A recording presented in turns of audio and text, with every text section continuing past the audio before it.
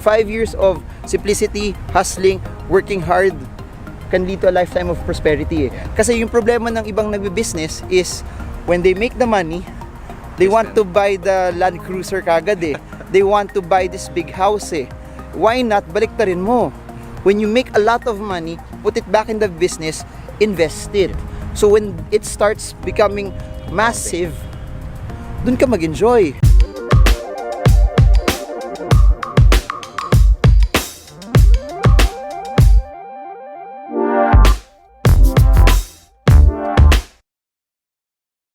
We have another kababayan here who's been based in Qatar for quite some time, who's investing in stocks and real estate, but he'd ask me specific questions that, same. The goal is that I hope whatever he's asking, some of you can relate to his question so that it helps you. Because at the end of all of this is to give you as much value as possible so that wherever you are in the world, even if you're an overseas Filipino or you are living in the Philippines, you get to make your money work hard for you and you be financially free. So I'd like to introduce you to Harris Asido. Yes? Hi. My first question, Coach Marvin, is that how can you convince your partner to invest if you have a different mindset? How can you Convince your partner? So kasal na kayo, hindi pa kayo kasal, kakasal pa lang kayo? Pwedeng example yung hindi pa kasal tsaka yung kasal na. Pero kami, in my situation, okay. I'm married already. Okay, pag hindi pa kasal, baka mamaya might be better to find someone else. Joke lang. Hindi, kasi you have to remember this. Madami na marriages nagfe-fail kasi nag-aaway sila sa pere. Madaming ganun eh. So dapat kung boyfriend, girlfriend pa lang kayo, at least sa start pa lang, you at least know already kung pareho kayo ng values sa pera. For example, madami nag-aaway kasi bakit dito kailangan natin magpadala sa parents mo, dito wala tayong papadala sa parents ko, or bakit mas malaki pinapadala natin dito hindi masyado, or yung isa mahilig mag-shopping, isa mahilig mag-ipon. So at least you need to know that sa start pa lang. So suggestion ko, prevention is better than cure. Kung hindi pa kayo married, find someone who has the same mindset as you, or at least pag-usapan nyo na earlier on. Kung kasal na kayo, edi you have to work it out. Kailangan nyo pag-usapan, kailangan din ma-realize nung whoever your partner is that it's important, it's vital na they have to realize that dadating yung point in time na hindi na sila magiging malakas na magtatrabaho forever, that habang bata sila, habang malakas sila, they need to have the ability to save as much as they can, na habang bata sila, yung alam mo yun, yung pag-save nila ng pera. Mahirap to, stairs yung pag-save nila ng pera, it will help them later pag matanda na sila. Kasi that's what I always say, when you're younger, you save as much as you can because your future self will thank you for it. So yung iniisip nung kung sino man yun is that it's also them saving and preparing for their own future as well. So the best way to do it is to talk about it, and then lalabas naman sa numbers eh. Kaya nga, that's why I'm a numbers guy, because makita mo sa numbers that time always wins that when you set aside money to invest early on and hindi mo inubos lahat ng pera mo habang bata ka pa, you will win. So the best way to say it is you create a budget, meron pang enjoy for the present, pero meron din pang pundar for the future. Yun. That's good. Pero hindi mo na problema kasi pareho kayo financially. No. Hindi lang may financial mindset, financially free pa, guys. So this is a story of how Filipinos outside the Philippines make it in life. Oh, next. No, idol ko na si Coach Marvin. Hindi. Okay, next. Second question ko kay Coach is, when is the best time to leave your job? What percentage of a good cash flow should you have to say to that your job is worth to let go? Rehearse may nakasulat kaya ka pala punta sa parking, may prepared the best time to leave your job is now. Joke lang, no. Don't resign baka meron sa inyo mag-resign pero true story to. Meron a few years ago na inspire siya masyado, kinamanda yun, nag-resign. Tapos yun, 6 months after naubos lahat ng ipon niya. So do not resign irresponsibly. Also paano ko sasabihin? Yung sa akin, you have to make sure also na when you quit your job, yung kung ano yung pinag-quitan mo, meaning either magpo-full time ka sa stocks, magpo-full time ka sa business mo, or you will do something else, it's enough already to have a potential to replace your expenses. So when I say potential, kasi nung nag-resign ako, may times na yung sweldo ko ganyan, flat eh. Kung ano yung kita mo sa negosyo, sa trabaho mo, flat na yun, forever na yun eh, di ba? Unless may increase, may bonuses, etc. Pero yung anything that's, how do I put this? Anything that's not fixed, anything that's dependent on you and your business and being self-employed or investing, minsan may times na mas mataas sa sweldo mo yun. Yung problem doon, minsan mas mababa din siya. Hindi siya fixed. So yun yung trade-off nun. Pero as long as nakita mo na may potential that it can replace income, nakita mo na may potential that, kasi ito pa nangyayari.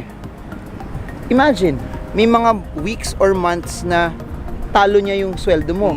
Pero nandun ka 8, 9, 10 hours ka sa trabaho mo. How much more if you can devote your full time dun sa business? How big will it be? How strong will it be? So yun yung hindi mo pa makikita eh. You will never know until you try it. So baka iba yung potential niya when you start devoting yourself eh. Kasi hindi lang yung oras yung nawawala eh. Alam mo yun, yung nag-iisip ka sa work, tapos mag-shift, mahirap mag-shift nung isip eh. It becomes very, very tiring eh. So yun, the potential for what you're doing to make money, do not resign just because ayaw mo yung trabaho mo. Kasi, ano siya eh, you resign because when you know you're ready for the next season of your life. You resign for something better. You always move forward. You step into a bigger and better season. If you resign just because ayaw mo, that means you're resigning to quit eh. And if there's one thing I know, when you quit, you don't win eh. So, you resign pag sagabal na yung trabaho mo sa business mo. Yun. Next, level of ipon. I think staple doon, you need to at least have 1 year's worth of emergency fund. Then you need to have at least, sa akin you need to have several savings also that kung walang pumasok for 1 year, you will be able to function normally. So, yung emergency fund is for emergencies. Yung 1 year na extra is for you to live normally habang wala pang pumapasok na, habang you're trying to adjust to the business. Tapos ginawa ko nun, kinumpute ko. Kunyari, pagka-resign ko, walang pumasok ng pera, how long will I last? So, computein mo, ilan yung savings mo, investments mo, and everything else that you have. Tapos, that's where you see. So, okay, I will last 10 years. Kunyari, walang pumasok. Which is impossible, kasi kung masipag ka, may papasok na pera. So, that's how you can sort of make it work. Next. Last question ko. Oh, last question. In connection dun sa second question ko, is it worth to leave a job when you are earning the same amount of your business profit? When you know that your business is unstable and your job is stable? Ano to? Personal question or sa'yo to? Or general question. It's hindi siya pwede maging general kasi iba, case to case basis eh. Okay. You have to know kung ano yung potential ng business mo. Kasi if it's earning the same, pero unstable, pero may savings ka naman, tapos it has the potential to earn more, I'll do the job. Pero, depende din. What's your ambition? What do you want? Kung gusto mo maging employee, the extra income lang yung business mo. Okay. Pero kung yung business mo, passion mo, it will grow better kahit unstable siya eh. So yung technique lang doon, in times na maganda yung negosyo, in times that the business is doing well, save ka ng save, hindi mo gagastusin. Ito if you've been watching the previous videos, ito na sinasabi ko ngayon eh. If you want to start doing business, you want to invest, first 5 years of doing it, don't waste money, live simply, put everything back in the business. So, paano siya magiging unstable if every time you make money, you put it back in the business eh. So, kahit magkaroon ng recession 7 years down the line because you prepared for the first 5 years, okay kayo. And I keep saying this, 5 years of simplicity, hustling, working hard can lead to a lifetime of prosperity eh. Kasi yung problema ng ibang nagbi-business is when they make the money, they want to buy the Land Cruiser kagad eh. They want to buy this big house eh. Why not? Baliktarin mo. When you make a lot of money, put it back in the business, invest it. So when it starts becoming massive, dun ka mag-enjoy. And for me, if you really want to be an employee, the focus on being an employee, side business na lang yun. Pero if you see yourself being an entrepreneur, do it na. Feeling ko yung nagtanong nun, alam naman na niya yung sagot eh. Alam na niya yung sagot, alam na yung sagot eh. Yun. So, what else? Is that it? That's it. Do you have more questions? Masasabi ko lang yung sinabi ni Coach Marvin na the best decision Yo, may that summarize No, pa! that he made sa buhay niya is yung nag-quit siya sa job niya. Hindi, napakasalan ko wife ko. Yun. Oo, yun yung isa sa pinaka importante kasi ano mo yung investments kung wala kang love life, kung wala nagmamahal sa'yo. Di bali wala lahat yun. So I guess that's it. One thing in all of this is that's why you follow your passion. Pero you have to remember, as you start following your passion, dapat yung passion na yun, kumikita din. Kasi kung hindi siya kumikita, don't quit your job yet. Kasi no one will pay you if you don't have any skills for that passion. So it's all about developing that skill and that experience as you start following your passion. So that's it. Wala. Questions ba? No more? So I hope this video helps you trade well, trade strong, trade smart. Marvin Germo from Doha, Qatar. See you all again soon. Bye-bye.